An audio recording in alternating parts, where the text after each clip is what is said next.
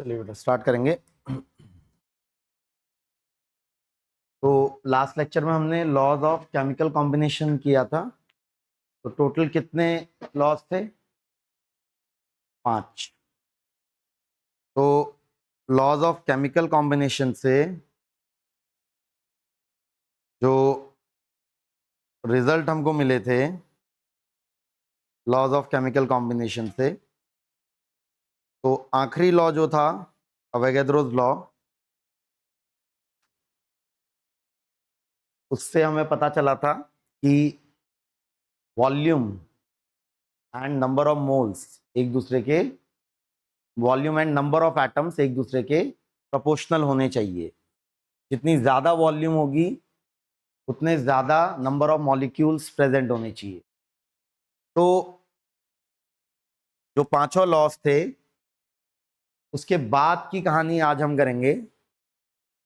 तो इन लॉस के बाद डाल्टन ने अपनी एटॉमिक थियरी दी। तो इससे पहले तक एटम एग्जिस्ट करते हैं। अभी तो हमें पता है कि कोई भी मटेरियल एटम से बना होता है, मॉलिक्यूल्स भी एटम से बने होते हैं, लेकिन इससे पहले तक एटम्स एग्जिस्ट करते हैं ऐसा कोई एक्सेप्टेड व्यू नहीं था।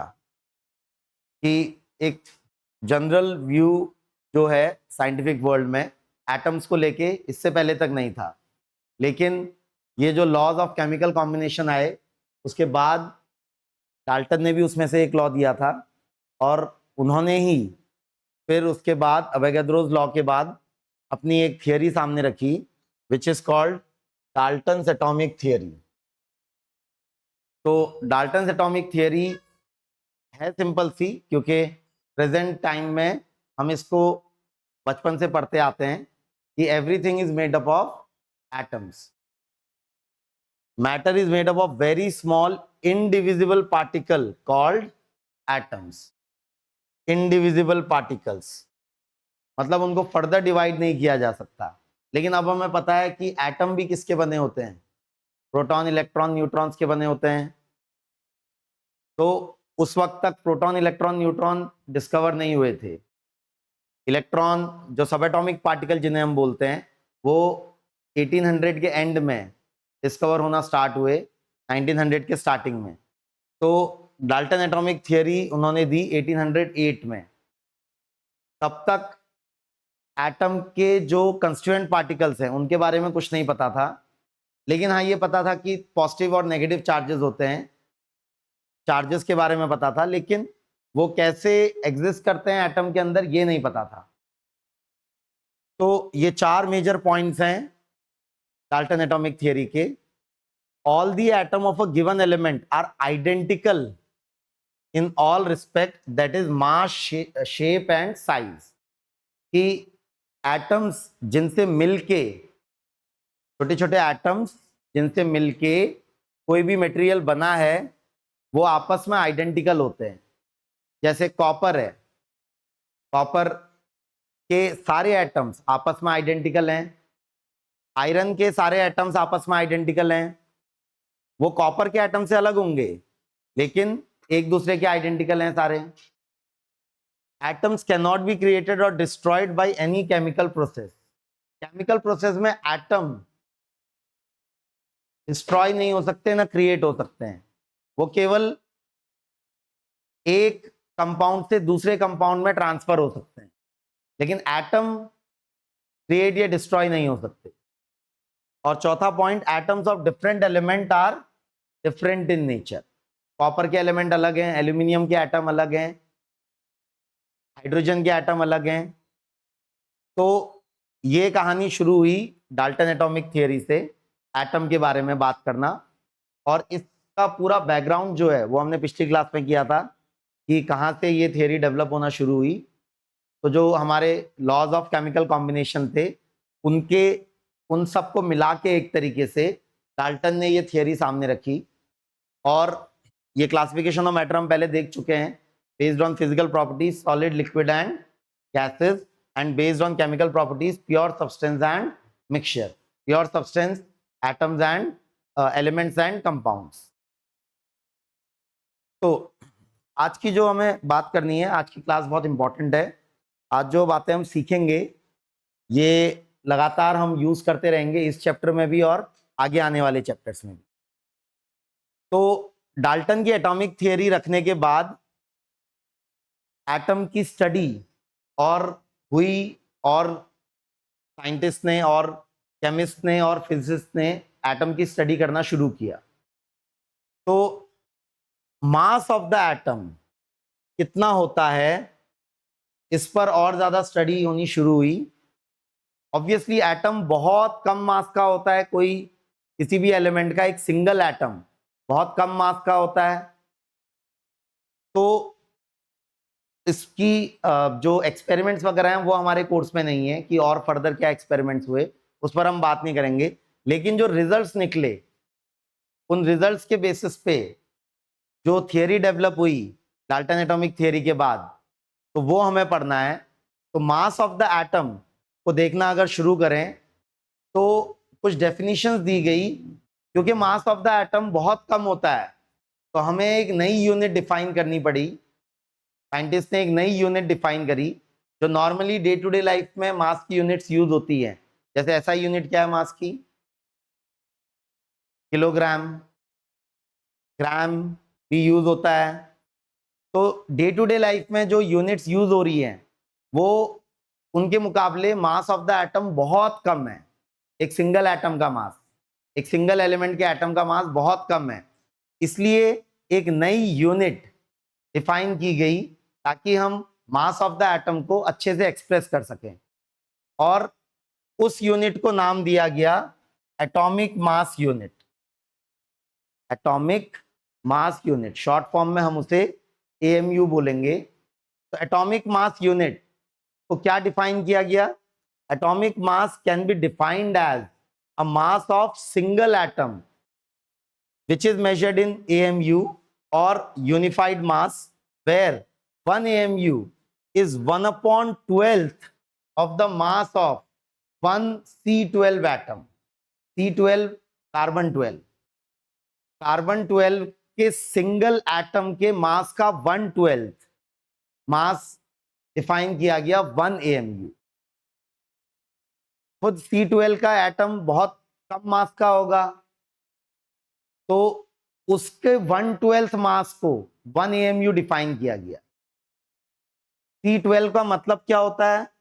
C12 अगर हम बोले, C12 एक एटम होता है, कार्बन का एटम, जिसमें 6 प्रोटॉन और 6 इलेक्ट्रॉन्स होते हैं, और उसके न्यूक्लियस में 6 न्यूट्रॉन्स भी प्रेजेंट होते हैं। ये 12 नंबर क्यों आता है? ये 12 इज मास नंबर, की number of proton plus number of neutrons. Atomic structure में हम ज्यादा डिटेल में पढ़ेंगे इसके बारे में। तो C12 में न्यूक्लियस में 12 protons, sorry 6 protons and 6 neutrons present होते हैं, और उसके अराउंड इलेक्ट्रॉन्स रिवॉल्व कर रहे होते हैं। और टोटल कितने इलेक्ट्रॉन्स रिवॉल्व कर रहे होते हैं? Total number of electrons number of protons के बराबर ही होते हैं। तो टोटल 6 इलेक्ट्रॉन उसके अराउंड रिवॉल्व कर रहे होते हैं। तो इस कार्बन एटम का जो टोटल मास है उसका 1/12 मास 1 AMU डिफाइन किया गया। तो इसके बेसिस पे बाकी एलिमेंट्स के एटम का मास AMU यूनिट में दिया जाएगा। जैसे हाइड्रोजन के एटम का मास, या हीलियम के एटम का मास, या ऑक्सीजन के एटम का मास, वो किस यूनिट में दिया जाएगा? AMU, एटॉमिक मास यूनिट में। तो ये जब कैलकुलेट किया जाता है तो ये निकल के आता है करीब 1.66 इंटू 10⁻⁻24 ग्राम। 1.66 इंटू 10⁻⁻24 ग्राम। C12 एटम के मास का 1/12 निकल के आता है 1.66 इंटू 10⁻⁻24 ग्राम। नाउ साथ में एक दूसरी डेफिनेशन दी गई कि मास ऑफ 6.022 into 10 की power 23 atoms of that element taken in gram. अब ये नंबर बड़ा इंपॉर्टेंट है, ये नंबर बहुत इंपॉर्टेंट है। ये नंबर आया कहां से? और आज की कहानी, आज की क्लास की कहानी इसी नंबर के आसपास घूमती है। 6.022 इंटू 10 की पावर 23। इस नंबर का स्पेशल नाम है, पहले सुना है ये नंबर आपने? पहले सुना है क्या है नंबर? इस नंबर का नाम क्या है? अवोगाद्रोस नंबर। तो ये नंबर आया कहां से? एक्चुअली ये जो डेफिनेशन दी गई है एएमयू की, उसी से ये नंबर निकल के आया है। कैसे? अगर हम देखें तो 1 AMU या 1.66 इंटू 10 की power -24 gram is equal to 1 AMU। 1.66 into 10 की पावर -24 ग्राम इज 1 AMU। तो 1 ग्राम कितना हो जाएगा बेटा? 1 ग्राम में कितने AMU हो जाएंगे? 1 ग्राम में कितने AMU हो जाएंगे? ये जानते हैं यूनिटरी मेथड। वैसे हम कुछ टाइम के बाद डिटेल में पढ़ेंगे यूनिटरी मेथड। 1.66 इंटू 10 की पावर -24 ग्राम में 1 AMU है। 1 ग्राम में कितने AMU हो जाएंगे? इसको डिवीजन में लाएंगे RHS में। 1/1.66 इंटू 10 की पावर -24 AMU। ये समझते हैं? क्या बोलते हैं इस तरीके को? Unitary method. भाई दोनों मास की यूनिट है, ठीक है? दोनों मास की यूनिट है, ग्राम भी मास की यूनिट है और AMU भी मास की यूनिट है। उनमें इंटर कन्वर्जन हम कर रहे हैं। जो AMU डिफाइंड है C12 एटम का 1/12 मास, वो ग्राम में निकल के आता है इतना। तो 1.66 इंटू 10 की power -24 gram is 1 AMU। then 1 gram will be 1/1.66 into 10 की पावर -24 AMU। 10 की पावर -24 ऊपर जाएगा, क्या बन गया? 10 की पावर +24 डिवाइडेड बाई 1.66। ये जब नंबर कैलकुलेट किया जाता है तो ये नंबर में 10/1.66 ये निकल के आता है अप्रोक्सीमेटली 6.022 इंटू 10 की पावर 23 बचेगी पावर। 10 की पावर 24 में से एक 10 मैं अलग कर रहा हूं डिवाइड करने के लिए 1.66 से। तो 10/1.66 कितना निकल के आता है? 6.022।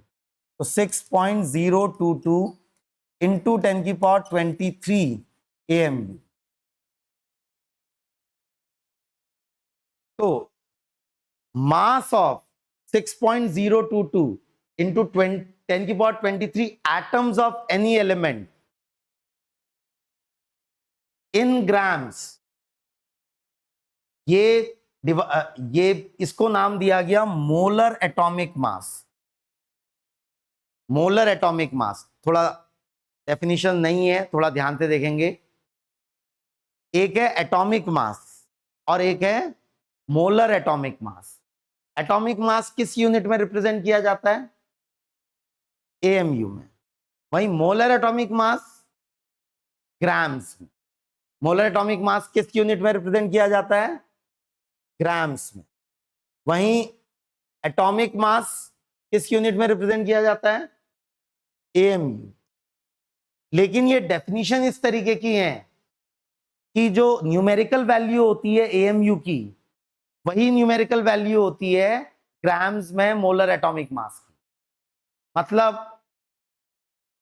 हाइड्रोजन का अगर एटॉमिक मास 1 AMU है तो उसका मोलर मास 1 ग्राम है। हीलियम का अगर एटॉमिक मास 4 AMU है तो उसका मोलर मास 4 ग्राम है। और मोलर मास कितने एटम्स के मास के बराबर है? जब हम मोलर मास बोल रहे हैं तो कितने एटम के मास के बराबर है? 6.022 इंटू 10 की पावर इंटू 10 की पावर इंटू 10 की पावर 23 एटम्स के मास को हम क्या डिफाइन कर रहे हैं? मोलर एटॉमिक मास।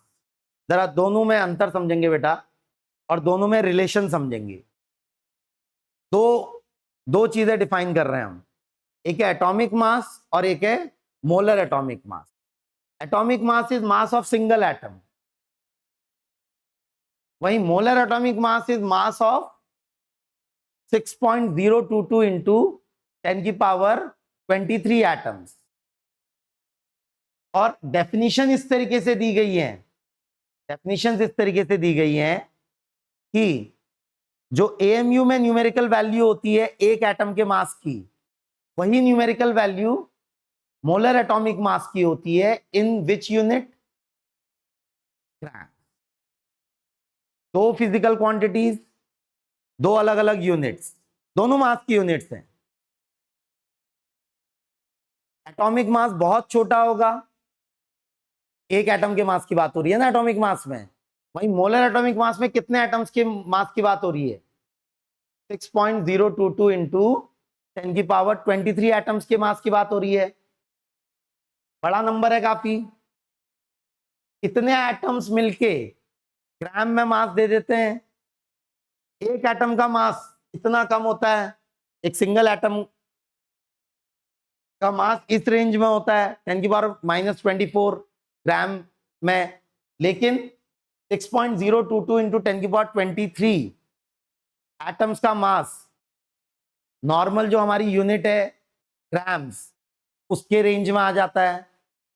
और डेफिनेशंस ऐसे रखी गई हैं कि दोनों मासेस की न्यूमेरिकल वैल्यू एग्जैक्टली सेम होती है। जितनी न्यूमेरिकल वैल्यू एएमयू में है एटॉमिक मास की, उतनी ही न्यूमेरिकल वैल्यू ग्राम्स में है मोलर एटॉमिक मास की। दोनों में अंतर समझेंगे, दोनों में रिलेशन समझेंगे। What is atomic mass? Atomic मास क्या है बेटा? मास ऑफ सिंगल एटम। वहीं मोलर एटॉमिक मास क्या है? मास ऑफ 6.022 इंटू 10 की power 23 atom. Numerical value of mass of single atom in AMU and numerical value of mass of Avogadro number of atoms in grams are exactly same, are exactly same. अब atomic mass जो होगा ना बेटा, वो हमेशा natural number की form में नहीं होगा, डेसिमल नंबर्स की फॉर्म में भी हो सकता है। अब जैसे C12 है, C12 का मास एग्जैक्टली 12 AMU होगा। C12 का एटॉमिक मास एग्जैक्टली 12 AMU होगा, क्योंकि हमने कार्बन 12 के मास को यूज किया है डिफाइन करने के लिए। लेकिन इसके अलावा किसी भी एलिमेंट के एटम का मास होल नंबर में नहीं आएगा, कुछ ना कुछ डेसिमल आएगा।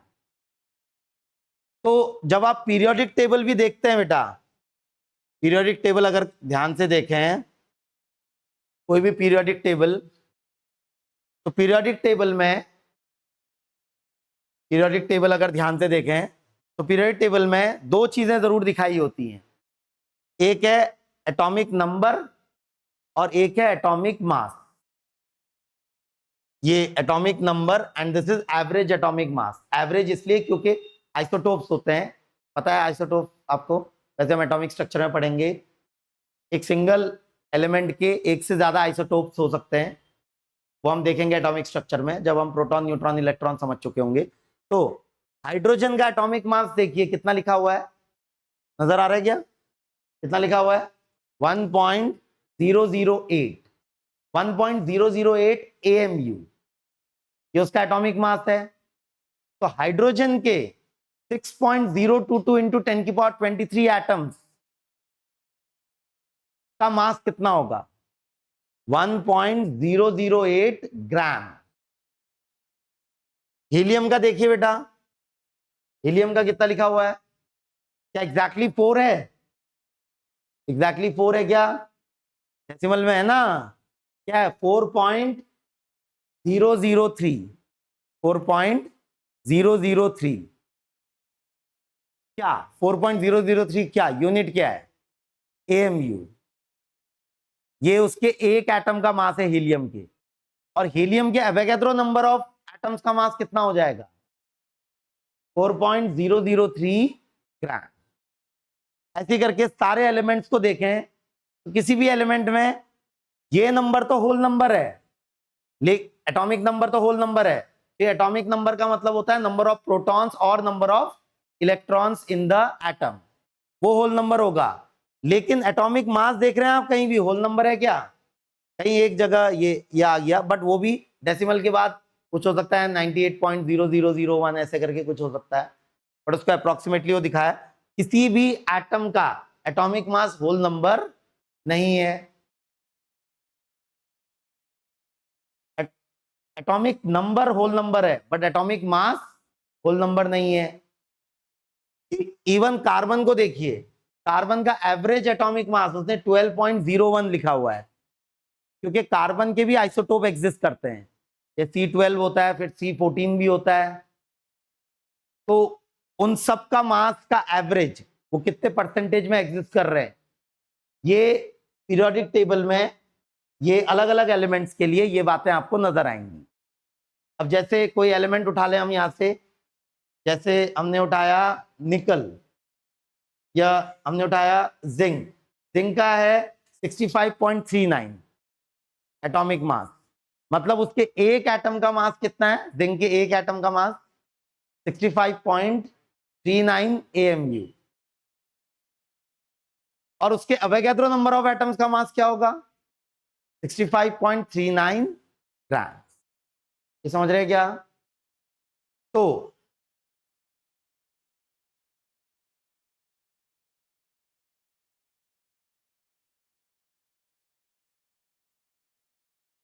Atomic mass and molar atomic मास, नाम सिमिलर है बेटा, लेकिन न्यूमेरिकल वैल्यू भी एग्जैक्टली सेम है, लेकिन यूनिट दोनों की अलग अलग यूज कर रहे हैं। एटॉमिक मास की यूनिट क्या है? AMU। वहीं मोलर मास की gram. And what is molar mass? Mass of 6.022 into 10 की power 23 atoms is molar mass in grams। तो ये जो नंबर है ये बहुत बहुत इंपॉर्टेंट नंबर, भले ही इसका नाम अवोगैड्रो नंबर है। अवोगैड्रो का कंट्रीब्यूशन हमने देखा था कल की क्लास में। पांचवा जो लॉ था, लॉ ऑफ केमिकल कॉम्बिनेशन, वो अवोगैड्रो ने दिया था। भले ही इसका नाम अवोगैड्रो नंबर है, लेकिन ये अवोगैड्रो ने निकाला नहीं था। सबसे पहले इसको निकाला जॉन पेरिन ने। जॉन पेरिन ने सबसे पहले इसको निकाला, और अवोगैड्रो के ऑलमोस्ट 100 साल के बाद निकाला। अवोगैड्रो के 100 साल के बाद अवोगैड्रो ने जब अपनी थ्योरी दी थी, तो 1909 में अवोगैड्रो नंबर पहली बार एक्सपेरिमेंटली पता किया गया। एक्सपेरिमेंट से अवोगैड्रो नंबर पता किया गया। उन्होंने एक्सपेरिमेंट की डिटेल नहीं करेंगे, हम क्या एक्सपेरिमेंट किया उन्होंने उसकी डिटेल नहीं करेंगे, बट जॉन पेरिन ने 1909 में, इससे पहले की बात है कब चल रही थी, ये जो लॉ ऑफ केमिकल कॉम्बिनेशन थे कल की क्लास में जो किया था 1700 के एंड में और 1800 के स्टार्टिंग में, लॉ ऑफ केमिकल कॉम्बिनेशन याद है कल की क्लास में जो किए थे। डाल्टन एटॉमिक थियरी भी कब आई थी? 1808 में। लेकिन अवोगैड्रो नंबर कब जाके पता चला? 1909 में। तो एक्सपेरिमेंट करके जॉन पेरिन ने सबसे पहले अवोगैड्रो नंबर निकाला, फिर उसके बाद और एक्सपेरिमेंट किए गए, अलग अलग एक्सपेरिमेंट्स किए गए, और उसके बेसिस पे और ज्यादा एग्जैक्ट वैल्यू निकाली गई अवोगैड्रो नंबर की। नाम उन्होंने अवोगैड्रो के ऑनर में अवोगैड्रो नंबर रखा, लेकिन अवोगैड्रो ने नंबर नहीं निकाला था। अवोगैड्रो की तब तक डेथ हो चुकी थी जब ये नंबर निकाला गया। तो मोल क्या है वो आज हम सीखेंगे। What is mole? तो मोल, ये जो पूरे चैप्टर का नाम है मोल कंसेप्ट। तो मोल क्या है? मोल इज जस्ट अ नंबर, केवल एक नंबर है। जैसे हम डे टू डे लाइफ में यूज करते हैं 1 डजन। 1 डजन का क्या मतलब होता है? 12। 12 ऑफ एनीथिंग ना। 1 डजन एग्स मतलब 12 एग्स। 1 डजन एप्पल मतलब 12 एप्पल। 1 डजन बनाना मतलब 12 बनानाज। वैसे ही 1 mole of atom, 1 mole of molecule, 1 mole of electron, 1 mole of protons. तो mole is just a number. तो मोल वैल्यू क्या है 1 मोल की? 6.022 इंटू 10 की पावर 23। बहुत ही स्पेशल नंबर है।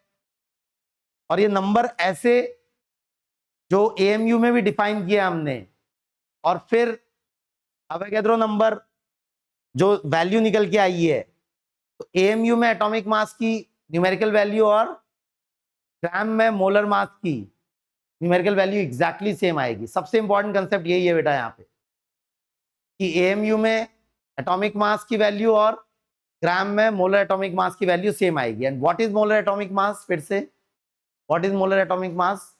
मास of Avogadro number of atoms. Mass of Avogadro number of atoms is molar mass. एक अकेले एटम का mass is atomic mass and mass of Avogadro number of atoms is molar mass. तो exact value जो हाल में निकाली गई है, ये 2019 में भी निकाली गई है। अभी 2019 समझ रहे हैं, अभी कुछ सालों पहले। तो ये और ज्यादा एग्जैक्ट वैल्यू है 6.0221407 इंटू 10 की पावर 23। बट हम अपनी कैलकुलेशन में क्या यूज करेंगे बेटा? 6.22 इंटू 6.022 इंटू 10 की पावर 23। ज्यादा एग्जैक्ट वैल्यू ये है। और कितना बड़ा है मोल, देख रहे हैं 10 की पावर 23। तो अगर मोल को अप्रोक्सीमेटली पूरा नंबर लिखूं तो इतना बड़ा नंबर है ये। मतलब हाइड्रोजन हाइड्रोजन का एटॉमिक मास अप्रोक्सीमेटली 1 एएमयू होता है। हाइड्रोजन के कितने एटम्स 1 ग्राम हाइड्रोजन में, 1 ग्राम हाइड्रोजन में प्रेजेंट होंगे? 60220000000000000। कितने सारे जीरोज हैं। तो नंबर बहुत बड़ा है, अच्छा खासा बड़ा नंबर है। केवल 6.022 देख के कंफ्यूज मत होइए। कितने पावर ऑफ 10 से मल्टीप्लाई हो रहा है बेटा वो नंबर? 10 की पावर 23 से। तो बहुत बड़ा नंबर है। कि इतना बड़ा नंबर है कि age of earth in second यहीं पर खत्म हो जाती है। मतलब इसके आगे के जीरोज आप हटा दें। Age of earth in second केवल इतनी है। Distance of earth from sun in centimetre इतनी है। पॉपुलेशन ऑफ अर्थ इतनी है। तो ये नंबर बहुत बड़ा नंबर है, 6.022 इंटू 10 की पावर 23। बट इंपॉर्टेंट बात यह है कि ये जस्ट एक नंबर है। नाम क्या है इस नंबर का? अवोगैड्रो नंबर। तो आगे से जब हम बोलेंगे, मैं क्या ये बोलना सही है 1 मोल ऑफ बनानास? क्या ये बोलना सही है? बिल्कुल सही है, कोई दिक्कत नहीं है इसमें। 1 मोल ऑफ बनानास का मतलब क्या हो जाएगा? 6.022 इंटू 10 की पावर 23 बनानास। बट हम बनानास के लिए यूज नहीं करेंगे। ये नंबर हम किसके लिए यूज कर रहे हैं? एटम्स या मॉलिक्यूल्स के लिए यूज करेंगे। लेकिन क्या ये बोलना सही है? जैसे 1 डजन ऑफ बनानास बोलना सही है, वैसे ही 1 मोल ऑफ बनानास बोलना भी सही है। दिक्कत नहीं है कोई उस स्टेटमेंट में। 1 मोल ऑफ हाइड्रोजन मतलब क्या होगा? 1 मोल ऑफ हाइड्रोजन का, हाइड्रोजन के एटम के कितने कितने हाइड्रोजन एटम? 6.022 इंटू 10 की power 23 hydrogen atom. 1 mole of oxygen, मतलब क्या होगा 1 मोल ऑफ ऑक्सीजन का, 1 मोल ऑफ ऑक्सीजन एटम का 6.022 इंटू 10⁻23 ऑक्सीजन एटम्स। बट अब ये हम केवल एटम्स के लिए भी यूज नहीं करेंगे नंबर, ये नंबर हम मॉलिक्यूल्स के लिए भी यूज करेंगे। मॉलिक्यूल और एटम में अंतर समझते हैं। मॉलिक्यूल, एटम तो अकेला होता है, एटम से मिलके क्या बनता है, मॉलिक्यूल। जैसे 1 मोल ऑफ ओ लिखा मैंने केवल, तो ये है 1 mole of oxygen atoms, 1 mole of hydrogen atoms. मैं लिख सकता हूं 1 मोल ऑफ O2। O2 का मतलब क्या होता है, 2 ऑक्सीजन एटम्स मिलके एक ऑक्सीजन का मॉलिक्यूल बनाते हैं। 1 मोल ऑफ O2 मॉलिक्यूल, ये बोलना भी सही है, 1 मोल ऑफ O2 मॉलिक्यूल, ये सारी बातें सही है। 1 मोल ऑफ स्टूडेंट्स, क्या बोलना सही है, ये भी बोलना सही है। 1 मोल ऑफ स्टूडेंट्स का मतलब क्या हो जाएगा, 6.022 इंटू 10⁻23 स्टूडेंट्स। ऑब्वियसली नंबर बहुत बड़ा है, बट बोलने में कोई दिक्कत नहीं है। तो ये इतना बड़ा number which is Avogadro number will be used for representing day to day life में। जो नंबर्स हम यूज करते हैं उनसे बहुत बड़ा नंबर है ना ये, तो डे टू डे लाइफ में हम इसको यूज नहीं करेंगे, हम इसको एटम्स और मॉलिक्यूल्स के नंबर को रिप्रेजेंट करने के लिए यूज करेंगे कि किसी सैंपल में कितने एटम के नंबर है। तो अगर मैंने बोला एक सैंपल है हाइड्रोजन का, उसमें 10 मोल हाइड्रोजन के मॉलिक्यूल हैं, 10 मोल हाइड्रोजन के मॉलिक्यूल का मतलब क्या होगा बेटा, 10 मोल हाइड्रोजन के मॉलिक्यूल का क्या मतलब होगा, 6.022 इंटू 10⁻24। भाई 10 mole of hydrogen H2, 10 mole of H2 का मतलब क्या होगा बेटा, कितने हाइड्रोजन के मॉलिक्यूल्स हैं। 1 मोल का मतलब ये है, तो 10 मोल का मतलब क्या हो जाएगा, 6.022 इंटू 10⁻, एक पावर और बढ़ जाएगी, 10⁻24 मॉलिक्यूल्स ऑफ हाइड्रोजन। ये इस बात का मतलब होगा। ऐसी 50 मोल ऑफ ऑक्सीजन का क्या मतलब होगा बेटा, 50 मोल ऑफ ऑक्सीजन का क्या मतलब होगा, ये number multiplied by 50 molecules of oxygen. समझ रहे हैं। 0.1 मोल का क्या मतलब होगा, 0.1 मोल 6.0, जैसे मैंने बोला 0.1 मोल ऑफ नियॉन, नियॉन एक गैस है, 0.1 मोल ऑफ नियॉन का क्या मतलब होगा, 6.022 इंटू 10⁻22 एटम्स ऑफ नियॉन। समझ रहे हैं। तो mole is just a number, is a huge number, बहुत बड़ा नंबर है, लेकिन है केवल एक नंबर। ये समझ रहे हैं। तो जैसे एग्जाम्पल भी दिया है, 1 डजन इज 12, 1 मिलियन इज 10⁻6, वैसे 1 मोल इज 6.022 इंटू 10⁻23। तो एक नई फिजिकल क्वांटिटी डिफाइन की गई, नाम है उसका अमाउंट ऑफ सब्सटेंस। याद है 7 फंडामेंटल फिजिकल क्वांटिटीज में से एक फिजिकल क्वांटिटी क्या थी, अमाउंट ऑफ सब्सटेंस।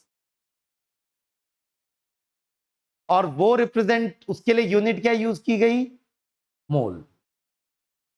तो मोल एक नई यूनिट डिफाइन कर दी गई, मतलब 1 mole of any substance, 1 mole of any substance का मतलब क्या होगा, 6.022 इंटू 10⁻23 आइडेंटिकल एंटिटीज जिनसे मिलकर वो सब्सटेंस बना है।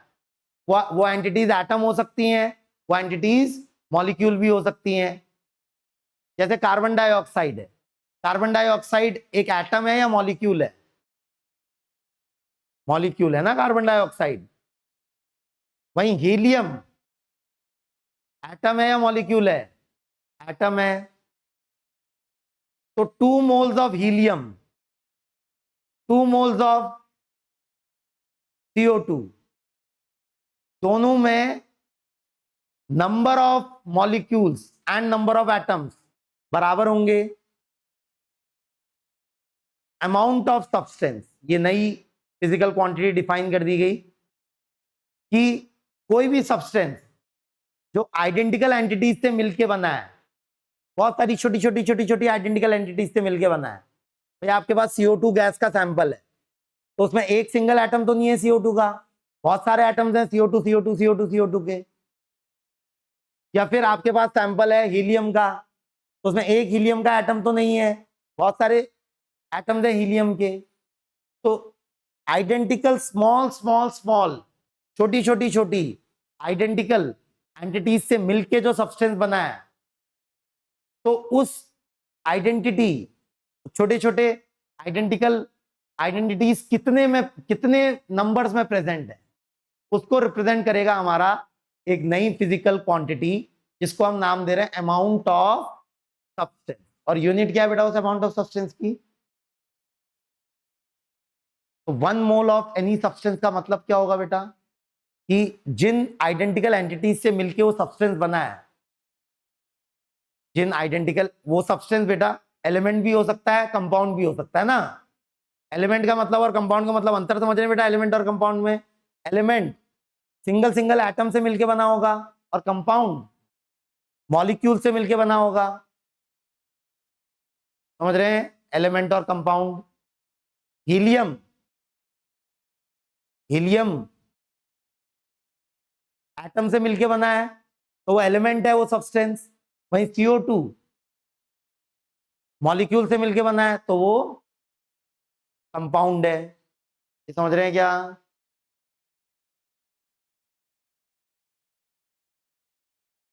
तो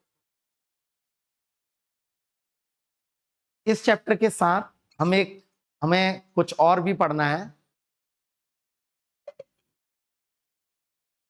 वो है आइडियल गैस लॉस। एक्चुअली था क्या बेटा, पहले ये एक अलग से चैप्टर हुआ करता था, गैसियस स्टेट। 2024 से पहले गैसियस स्टेट करके अलग से चैप्टर था, बट 2024 में वो चैप्टर एनसीईआरटी से रिमूव कर दिया गया, गैसियस स्टेट, और सिलेबस से भी रिमूव कर दिया गया। लेकिन गैसियस स्टेट में जो बेसिक नॉलेज है वो हमें हर जगह लगती है। तो गैसियस स्टेट चैप्टर अलग से नहीं करा रहा हूं मैं आपको, लेकिन गैसियस स्टेट में जो लॉज हैं जो हम यूज करेंगे मोल कंसेप्ट के साथ भी और आगे भी, तो उनको हमें पढ़ना जरूरी है। और ये लॉज केवल केमिस्ट्री में नहीं, फिजिक्स में भी यूज होंगे। और इन लॉज को हम एक फिर सिंगल लॉ में कन्वर्ट कर लेंगे और वो सिंगल लॉ को ही यूज करेंगे ज्यादा से ज्यादा।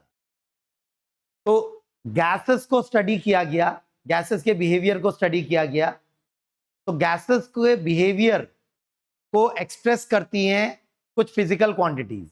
वो फिजिकल क्वांटिटीज हमने शुरुआत में पढ़ी हुई। तो कौन सी फिजिकल क्वांटिटीज हैं जो गैसेस के बिहेवियर को एक्सप्रेस कर सकती हैं? गैस कुछ वॉल्यूम घेरती हैं, तो वॉल्यूम एक फिजिकल क्वांटिटी है कि गैस ने कितनी वॉल्यूम घेर रखी है। दूसरी फिजिकल क्वांटिटी है टेम्परेचर। तीसरी फिजिकल क्वांटिटी है प्रेशर। ये गैस के मॉलिक्यूल्स रेस्ट पे नहीं होते हैं, गैस के मॉलिक्यूल्स मूव करते हैं और कंटेनर की दीवार से टकराते हैं, तो कंटेनर की दीवार पे वो प्रेशर एक्सर्ट करते हैं। तो मेजरली अगर बात करें तो 4 फिजिकल क्वांटिटीज हैं, 4 फिजिकल क्वांटिटीज हैं जो गैस को डिस्क्राइब करेंगी। क्या है वो 4 फिजिकल क्वांटिटीज? वो हैं pressure, temperature, pressure, volume, temperature and number of entities of gas. उसको रिप्रेजेंट करेगा नंबर ऑफ, कोई भी गैस है, जैसे ऑक्सीजन गैस है, ऑक्सीजन गैस में एटम्स होते हैं या मॉलिक्यूल्स होते हैं बेटा? ऑक्सीजन की गैस में वो एटम से मिलके बनी होती है, मॉलिक्यूल से मिलके बनी होती है? अकेला ऑक्सीजन का एटम होता है या दो ऑक्सीजन के एटम होते हैं एक एंटिटी में? दो ऑक्सीजन के, पता है नहीं पता है? ये O2 फॉर्म में होती है ऑक्सीजन गैस। वही helium,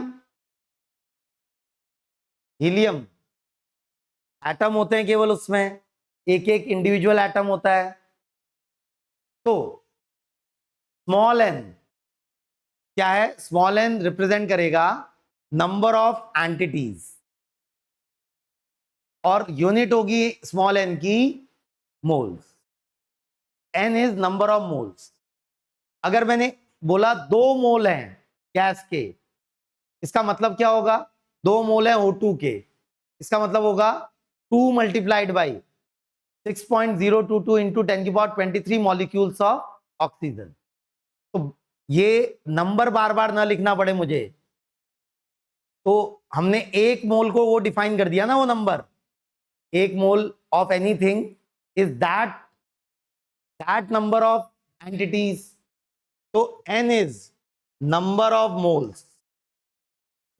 moles of individual entities from which that gas is made up. P क्या है बेटा? Pressure exerted by gas molecules or atom on the container wall. V is volume acquired by the gas. और gas क्या करती है? जिस container में बंद होती है वो पूरे कंटेनर की वॉल्यूम एक्वायर कर लेती है। वही T इज व्हाट बेटा? टेम्परेचर। तो 4 फिजिकल क्वांटिटीज हैं, 4 फिजिकल क्वांटिटीज हैं जो गैस, किसी गैस सैंपल की सारी प्रॉपर्टीज को डिफाइन करेगी। 4 फिजिकल क्वांटिटीज हैं। क्या है वो 4 physical quantities? Pressure, volume, temperature and number of moles. ये 4 मिलके गैस के सैंपल को कंप्लीटली एक्सप्लेन करेंगे एक तरीके से। इन 4 के अलावा और किसी की जरूरत नहीं है हमको। तो pressure, volume, temperature, number of moles, तो इन चारों को स्टडी किया अलग अलग साइंटिस्ट ने। तो मेजरली 4 लॉज हैं, मेजरली 3 गैस लॉज हैं और फिर फाइनली उनका कॉम्बिनेशन। तो 3 गैस लॉज हैं। पहला है बॉयल्स लॉ। पहला है बॉयल्स लॉ। बॉयल्स लॉ तो रॉबर्ट बॉयल ने ये दिया। तो उन्होंने गैसेस को स्टडी किया और किस कंडीशन में स्टडी किया? उन्होंने स्टडी किया एट कांस्टेंट टेम्परेचर। गैस है, उसका टेम्परेचर कांस्टेंट है, टेम्परेचर चेंज नहीं कर रहा है। जैसे ऑक्सीजन गैस है, सेम टेम्परेचर पे। 2 सैंपल हैं ऑक्सीजन गैस के, दोनों सेम टेम्परेचर पे। Sample A, sample B, but volume उनकी अलग अलग है। तो उन्हें यह दिखा कि प्रेशर भी अलग अलग होता है। तो प्रेशर और volume, pressure and volume of the gas sample एक दूसरे से रिलेटेड है। इंपॉर्टेंट बात है, किस चीज को चेंज नहीं किया उन्होंने, किस चीज को सेम रखा? Temperature and number of moles को भी सेम रखा। कि भाई 2 मोल है ऑक्सीजन के सैंपल ए में, तो इस सैंपल में भी 2 ही मोल है। यहां टेम्परेचर 300 केल्विन है, तो यहां भी टेम्परेचर 300 केल्विन है, लेकिन दोनों की वॉल्यूम अलग अलग है। तो उन्हें नजर आया कि दोनों गैसेस का प्रेशर भी अलग अलग होता है, दोनों सैंपल का प्रेशर भी अलग अलग होता है। और क्या रिलेशन निकल के आया? रिलेशन निकल के आया कि प्रेशर इनवर्सली प्रोपोर्शनल होता है वॉल्यूम के। अब मैं कुछ थोड़ी सी मैथमेटिक्स यूज करने जा रहा हूं। इनवर्सली प्रोपोर्शनल सुना है इससे पहले? ये दो तरीके की प्रोपोर्शनैलिटी की हम बात करते हैं, directly proportional and inversely proportional. Direct proportionality का मतलब होता है अगर दो चीजें डायरेक्टली प्रोपोर्शनल हैं, एक क्वांटिटी बढ़ेगी तो दूसरी भी बढ़ेगी। इनवर्स प्रोपोर्शनैलिटी का क्या मतलब होता है बेटा, एक क्वांटिटी बढ़ेगी तो दूसरी घटेगी। तो प्रेशर वॉल्यूम में कैसी रिलेशनशिप पता चली उनको, बॉयल को, इनवर्स प्रोपोर्शनैलिटी, कि वॉल्यूम अगर ज्यादा होगी तो प्रेशर कम होगा।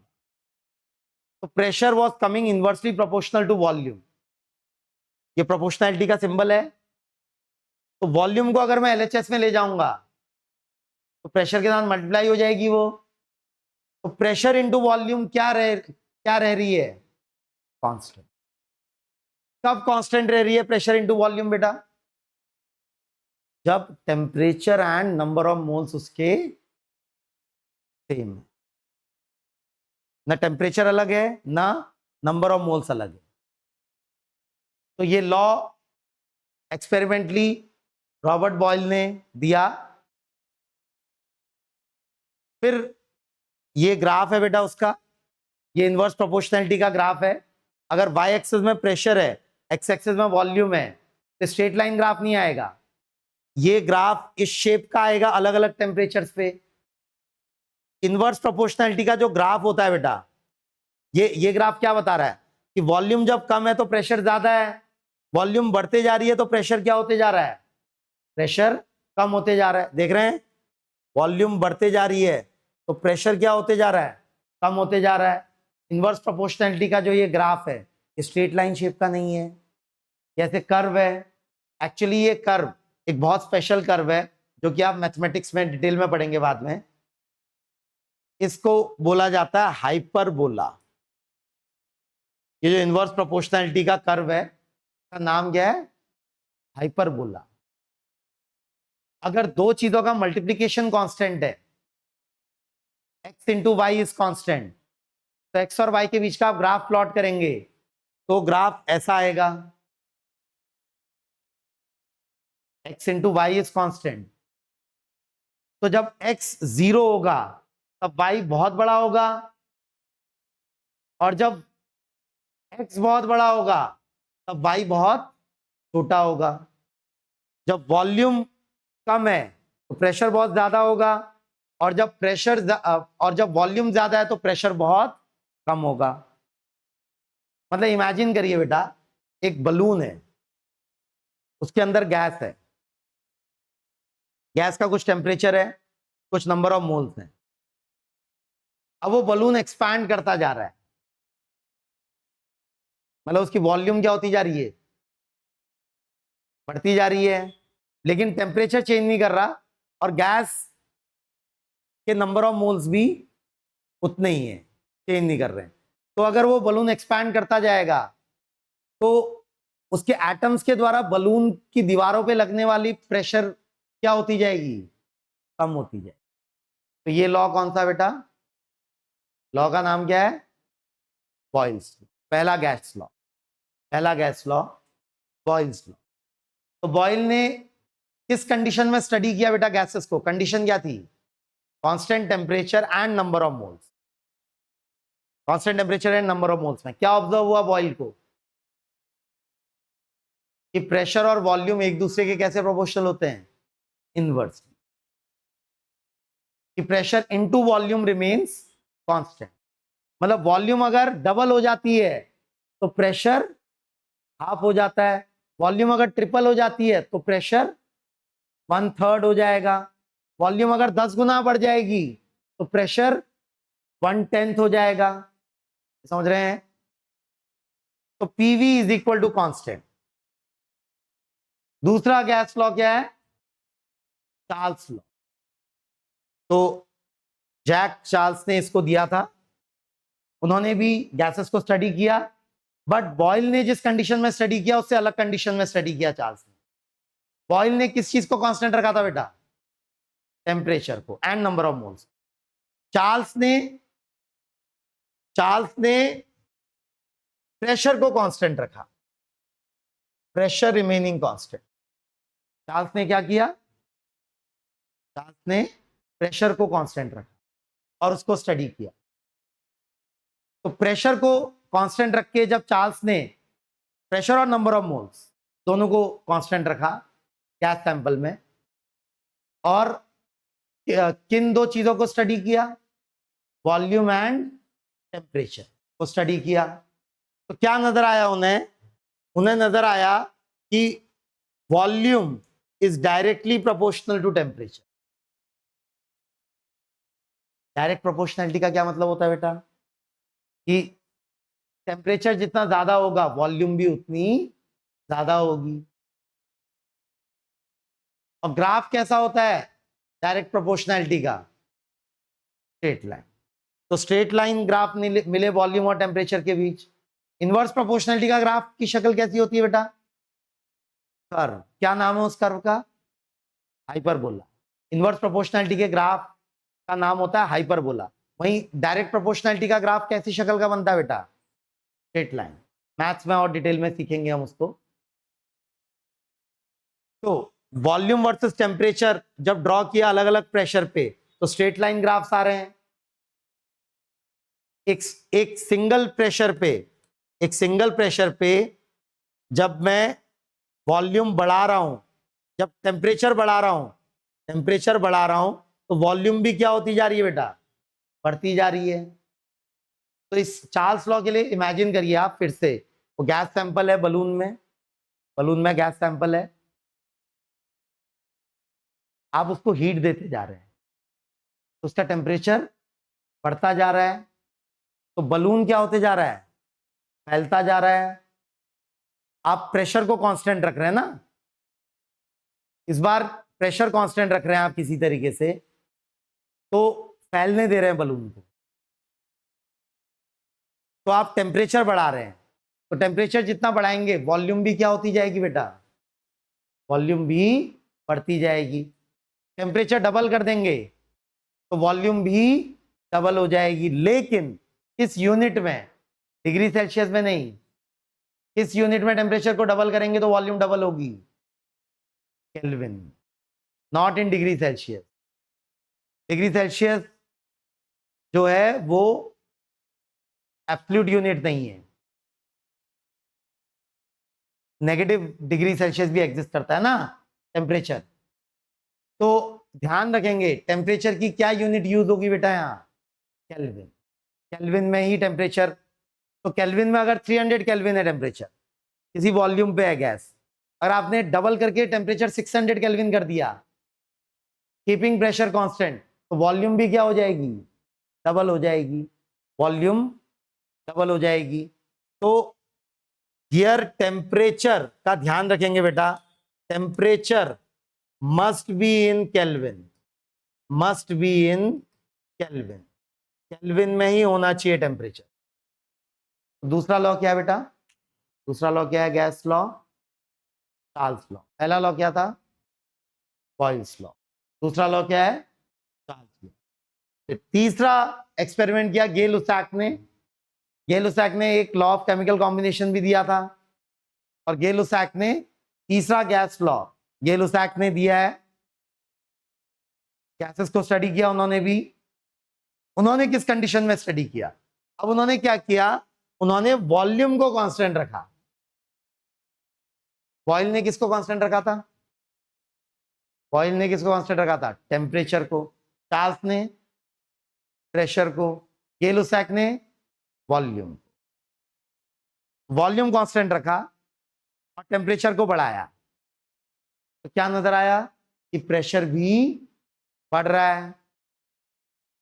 जैसे एक गैस आप एक रिजिड कंटेनर के अंदर बंद कर दें, जैसे प्रेशर कुकर के अंदर गैस बंद कर दें, फिर उसको हीट देते जाएं तो टेम्परेचर बढ़ता जाएगा, गैस का टेम्परेचर बढ़ता जाएगा, लेकिन साथ साथ में प्रेशर भी क्या होते जाता है, गैस का बढ़ते जा रहा है। तो क्या प्रोपोर्शनैलिटी आई, pressure directly proportional to temperature.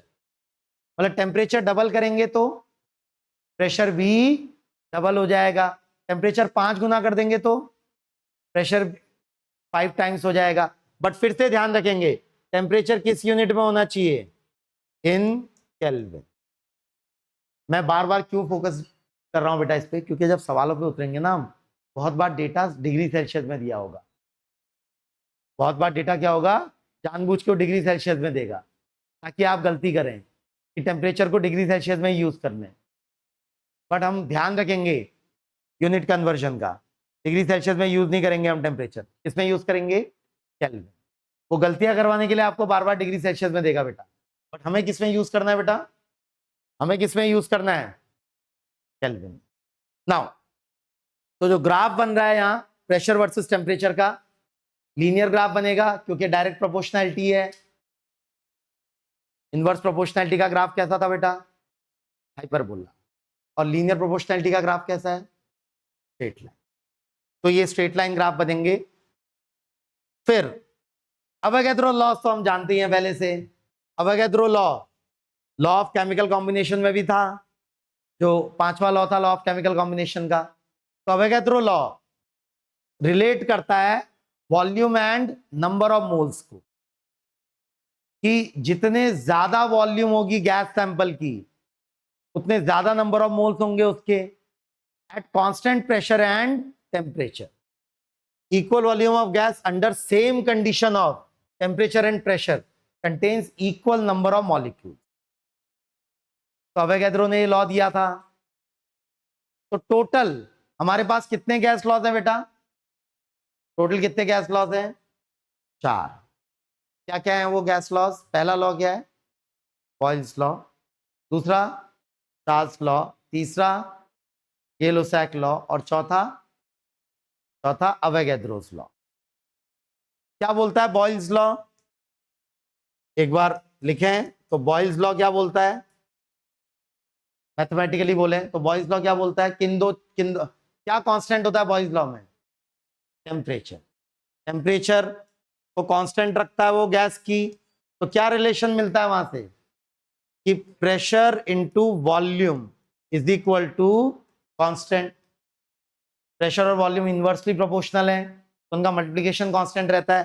Charles law क्या बोलता है, चार्ल्स लॉ में क्या कांस्टेंट रखा जाता है, चार्ल्स लॉ में क्या कांस्टेंट रखा जाता है, प्रेशर। प्रेशर को कांस्टेंट रखा जाता है तो क्या निकल के आता है कि प्रेशर और वॉल्यूम और टेम्परेचर लीनियरली प्रोपोर्शनल है एक दूसरे के, डायरेक्टली प्रोपोर्शनल है, कि volume is equal to some constant into temperature. ये निकल के आता है कि वॉल्यूम और टेम्परेचर डायरेक्टली प्रोपोर्शनल है।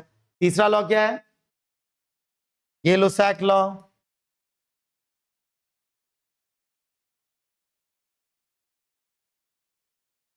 ये-लुसाक लॉ में क्या कांस्टेंट रखा जाता है, वॉल्यूम। तो क्या पता चला ये-लुसाक लॉ से कि pressure is equal to some constant into temperature. और आखिरी वाला क्या है, लॉ ऑफ केमिकल कॉम्बिनेशन में भी वो आखिरी लॉ था और गैस लॉ में भी आखिरी लॉ है, वो है अवोगाद्रोस लॉ। क्या है अवोगाद्रोस लॉ, क्या कांस्टेंट रखा गया उसमें, प्रेशर एंड टेम्परेचर को कांस्टेंट रखा गया है। क्या मिला वहां से कि volume is equal to some constant into number of moles.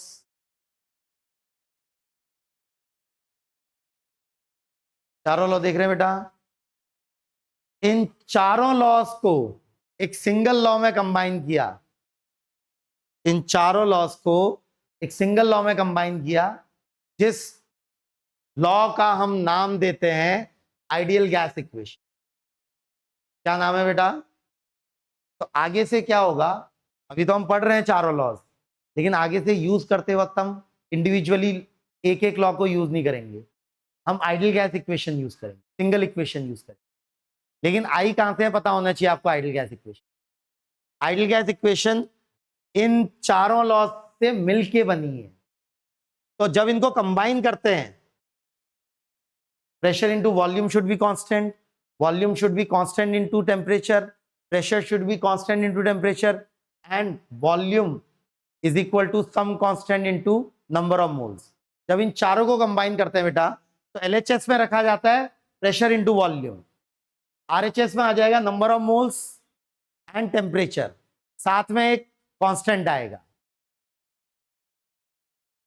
तो वो कांस्टेंट लिखा जाता है लेटर आर से। तो pressure into volume is equal to N R T, इस फॉर्म में याद रखेंगे हम इस इक्वेशन को। अगर आप ध्यान से देखें, इस इक्वेशन के अंदर चारों लॉज आ चुके हैं, जैसे बॉयल्स लॉ, टेम्परेचर और नंबर ऑफ मोल्स कांस्टेंट हैं, तो प्रेशर इनटू वॉल्यूम क्या हो जाएगा, constant. Charles law, Charles law में क्या कांस्टेंट रखा था, प्रेशर, प्रेशर को कांस्टेंट रख दिया, तो और नंबर ऑफ मोल्स भी कांस्टेंट है, तो वॉल्यूम डायरेक्टली प्रोपोर्शनल आ गई टेम्परेचर के। फिर गे-लुसैक लॉ में वॉल्यूम को कांस्टेंट रखा और नंबर ऑफ मोल्स को कांस्टेंट रखा, तो प्रेशर डायरेक्टली प्रोपोर्शनल आ गई टेम्परेचर के। And finally Avogadro's law, Avogadro law में प्रेशर और टेम्परेचर को कांस्टेंट रखा, तो वॉल्यूम डायरेक्टली प्रोपोर्शनल आ गई नंबर ऑफ मोल्स। तो एक सिंगल इक्वेशन में बेटा चारों लॉज कंबाइन हो गए। आगे से हम इंडिविजुअली एक एक लॉ यूज नहीं करेंगे, हम डायरेक्टली एक सिंगल इक्वेशन यूज करेंगे बार बार। इसी इक्वेशन में चारों लॉज एक साथ आ गए ना बेटा, तो आगे से हम क्या यूज करने वाले हैं, जब भी गैसेस की बात होगी तो हम आइडियल गैस इक्वेशन यूज करेंगे। क्या है ideal gas equation, PV is equal to N R T. R बड़ा स्पेशल कांस्टेंट है, ये कांस्टेंट है, पी तो प्रेशर है, पी वॉल्यूम है, एन क्या है नंबर ऑफ मोल्स, टी क्या है टेम्परेचर, आर का नाम है universal, universal gas constant. R का नाम क्या है बेटा, आर का नंबर, आर का नाम क्या है universal gas constant, universal gas constant. तो क्या बोल रहा है बेटा आर, क्या बोल रही है आइडियल गैस इक्वेशन, क्या बोल रही है ideal gas equation, pressure into volume should be equal to number of moles into R into T. ये इक्वेशन दिमाग में बैठा लेनी है बेटा, ये इक्वेशन दिमाग में बैठा लेनी है, बहुत बहुत इंपॉर्टेंट इक्वेशन है। भले ही गैसियस स्टेट का चैप्टर हमारे कोर्स से हटा दिया गया है, बट इसका ये मतलब नहीं कि ये इक्वेशन यूज नहीं होगी। मोल कंसेप्ट के क्वेश्चंस में, आगे जाके रिडॉक्स रिएक्शन के क्वेश्चंस में, केमिकल इक्विलिब्रियम के क्वेश्चंस में, आयनिक इक्विलिब्रियम के क्वेश्चंस में, और फिजिक्स में थर्मोडायनेमिक्स के क्वेश्चंस में ये गैस लगातार यूज, ये इक्वेशन लगातार यूज होती रहेगी। उन्होंने इसलिए हटाया क्योंकि ओवरलैप हो रहा था, क्योंकि यही इक्वेशन हम फिजिक्स में भी पढ़ते हैं, सेम इक्वेशन फिजिक्स में भी पढ़ते हैं, वहां चैप्टर होता है काइनेटिक थ्योरी ऑफ गैसेस, वहां ये इक्वेशन पढ़ते हैं। तो दो दो जगह पढ़ने की जगह उन्होंने क्या किया, केमिस्ट्री से हटा दिया और फिजिक्स में रहने दिया। लेकिन हमें केमिस्ट्री में भी यूज होगी ये इक्वेशन, इसलिए हम इसको अभी से इसका इंट्रोडक्शन ले रहे हैं। तो क्या है बेटा ideal gas equation, PV is equal to NRT, PV is equal to NRT. What is P standing for, pressure, what is V standing for, volume, what is N, number of moles, what is capital R, universal gas constant, what is capital T, temperature। तो अलग अलग experiment करके R की values निकाली गई। R की जो values हमें रट्टा मार के याद रखनी बेटा, दो वैल्यूज याद रखनी है R की, दो वैल्यूज याद रखनी है R की, दो अलग अलग यूनिट्स में। तो एक केमिस्ट्री में ज्यादा यूज होगी, एक फिजिक्स में ज्यादा यूज होगी। तो आर की वैल्यू जो केमिस्ट्री में यूज होती है वो है 0.0821 ATM लीटर पर मोल केल्विन। प्लीज ध्यान से समझिए, क्योंकि आर की यूनिट आपको लिखनी है, तो आर को एक तरफ लिखेंगे, बाकी सबको दूसरी तरफ, आर को एक तरफ ले जाके बाकी सबको दूसरी तरफ। यूनिट निकालना आता है ना बेटा, फिजिक्स में भी सीख रहे हैं हम। तो प्रेशर की यूनिट इंटू वॉल्यूम की unit upon number of moles की यूनिट इंटू टेम्परेचर की यूनिट, ये बन जाएगी आर की यूनिट। तो आर की केमिस्ट्री में क्या होता है, प्रेशर एटीएम में यूज होता है बहुत जगह, और वॉल्यूम लीटर में, एन तो मोल ही है और टेम्परेचर केल्विन में। तो केमिस्ट्री में जो यूनिट यूज होगी आर की वो है एटीएम लीटर पर मोल केल्विन, और एटीएम लीटर पर मोल केल्विन में वैल्यू क्या निकल के आती है, 0.0821। वहीं एसआई यूनिट में क्या होगा, एटीएम एसआई यूनिट नहीं है ना प्रेशर की, वो तो पास्कल है, और लीटर एसआई यूनिट नहीं है, वो मीटर क्यूब है। Pascal into metre cube joule बन जाता है, पास्कल इंटू मीटर क्यूब क्या बन जाता है, जूल। जूल किसकी यूनिट है, एनर्जी, जूल पता है ना। तो ये आ जाता है 8.314 जूल पर मोल केल्विन। डिनोमिनेटर वालों में कोई दिक्कत नहीं है, मोल और केल्विन दोनों ऐसा यूनिट है तो उनको नहीं छेड़खानी करेंगे, लेकिन न्यूमरेटर में जो यूनिट थी यहां एटीएम और लीटर, वो एसआई यूज नहीं करता है। एसआई एटीएम की जगह यूज करता है पास्कल, और लीटर की जगह यूज करता है मीटर क्यूब। ये समझ रहे हैं। तो होगा क्या, एटीएम में कितने पास्कल होते हैं, करीब 1.01 इंटू 10⁵ पास्कल ना बेटा, और लीटर में कितने मीटर क्यूब होते हैं, 10⁻³ मीटर क्यूब। ये समझते हैं। एक मीटर क्यूब में कितने लीटर, एक मीटर क्यूब में 1000 लीटर। एक लीटर में कितने मीटर क्यूब, 1/1000, मतलब 10⁻³ जब इनको कंबाइन किया जाता है बेटा तो 10⁻² बचेगा, 10⁻² बचेगा, मतलब ये हो जाएगा 101। तो ये वाला नंबर 0.0821 जब 101 से मल्टीप्लाई होता है तो 2 डेसिमल प्लेस इधर जाएगी और थोड़ा सा बढ़ भी जाएगा नंबर, 8.21 से थोड़ा बड़ा हो जाएगा।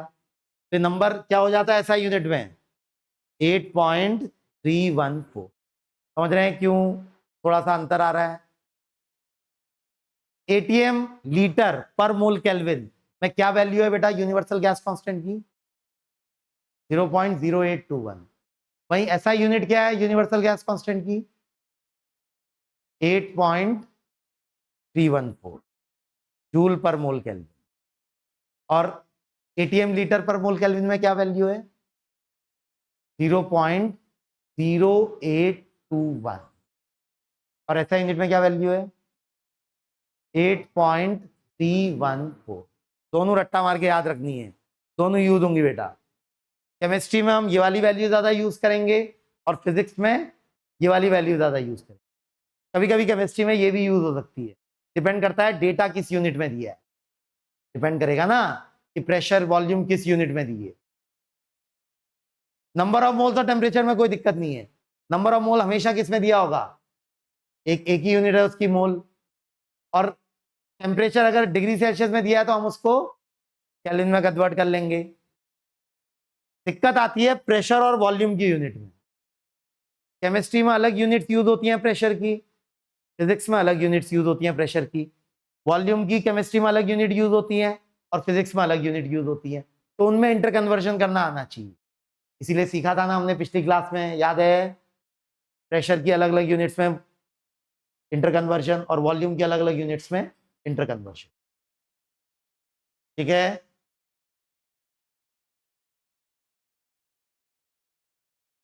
बढ़ो आगे।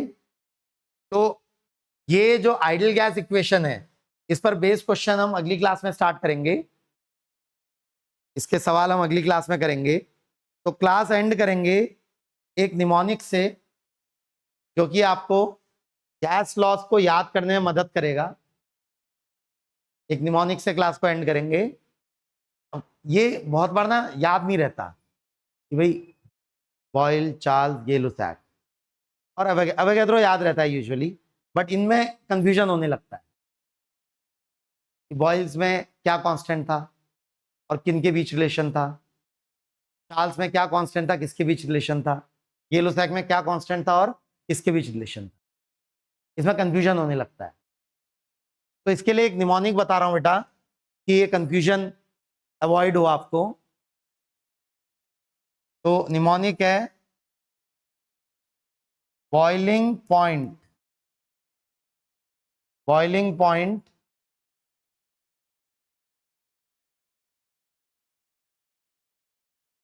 नहीं, बॉइलिंग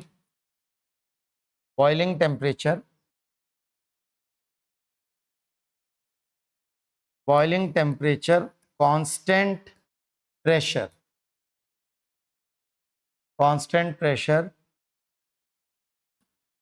गायब volume. Boiling temperature, constant pressure, गायब वॉल्यूम। होता क्या है, जब पानी गर्म करते हैं ना, पानी उबालते हैं, जब पता है ना, पानी को उबलते हुए देखा होगा आपने, बॉइलिंग टेम्परेचर पे पानी उबलता है। बॉइलिंग टेम्परेचर, तब हवा का प्रेशर कांस्टेंट होता है आसपास, कांस्टेंट प्रेशर, तो क्या गायब होने लगता है पानी की, वॉल्यूम गायब होने लगती है, गायब वॉल्यूम। ये निमोनिक किस लिए बता रहा हूं मैं, B stands for Boyle's, T stands for temperature. मतलब बॉयल्स लॉ में क्या, constant temperature, C stands for Charles, T stands for pressure. तो चार्ल्स लॉ में क्या कांस्टेंट, प्रेशर कांस्टेंट। गायब का G stands for Gay Lussac, constant volume. ये mnemonic आपको ये कंफ्यूजन अवॉइड करने में हेल्प करेगा। ये कभी कभी कंफ्यूजन होता है वैसे, क्योंकि अब गैसियस स्टेट का चैप्टर हट चुका है नीट और जेई मेन से, इसलिए स्पेसिफिकली बॉयल्स, चार्ल्स और गेलुसैक पर क्वेश्चन नहीं आते हैं, आने बंद हो गए हैं, लेकिन फिर भी बता के छोड़ रहा हूं मैं आपको ये आपको, ये निमोनिक आपको कंफ्यूजन अवॉइड करने में हेल्प करेगा। बॉइलिंग टेम्परेचर, कांस्टेंट प्रेशर, गायब वॉल्यूम। क्या इमेजिन करना है, समझ रहे हैं आपको, पानी बॉईल हो रहा है, पानी बॉईल हो रहा है तो आसपास का प्रेशर कांस्टेंट होता है, तो क्या गायब होते रहती है, वॉल्यूम। तो बॉयल्स लॉ में कांस्टेंट टेम्परेचर, चार्ल्स लॉ में कांस्टेंट प्रेशर, गेलुसैक लॉ में कांस्टेंट वॉल्यूम। क्लियर है बेटा। लेकिन आगे से अगली क्लास में जो हम यूज करेंगे बेटा, ये तीनों लॉ इंडिविजुअली यूज नहीं करने वाले हम, या चारों लॉ इंडिविजुअली यूज नहीं करने वाले हम एक सिंगल इक्वेशन यूज करेंगे, बार बार आदत बनाएंगे। और वो सिंगल इक्वेशन कौन सी इक्वेशन है, PV is equal to NRT. लेकिन आपको पता होना चाहिए आई कहां से है इक्वेशन, आई इन चारों लॉ से ही है,